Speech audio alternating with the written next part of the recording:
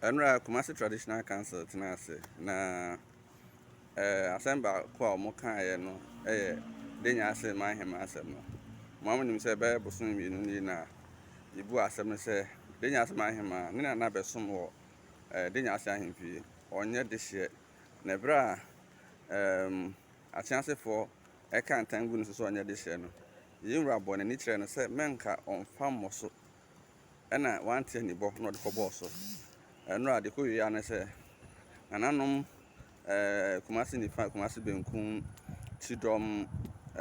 Asubua Mampon Adanse Offenso ene wo maka ni nyina no echeche mo adwene wo hondodo na akọwi se enam se atrankonya fo so muntimi ne nsom na ne krom fo so muntimi ne nsom ti no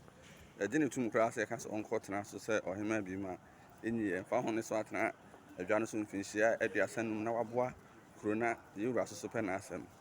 mo amunu se ne ma mense bi wo ha udidi agoro wa Asantehene ye ho hwenye ba ko ne ntam kase ba ko ne sikadwa ena ba ko ne Otumfuo Asantehene ntam kase no ne se asem si a wo de ka edete wo ho se wo ka nokre enti se ko ba se ehwemu wi na wudi fode a akonya na beja mu ato ho ye de kopra de enti se wo pre na wanya na se wo se ye de akonya firi nsem se mum asem ne sha ase na wo hwe na wudi fo a me de dwan to abema etimi ma yes dane asem no ti se Denyasemanhemaa yewura tu na de so onye hema bi nti afi na achiase mba panyin ne panyin fo behwehwe Denyasemanhemaa foforo ene ne hema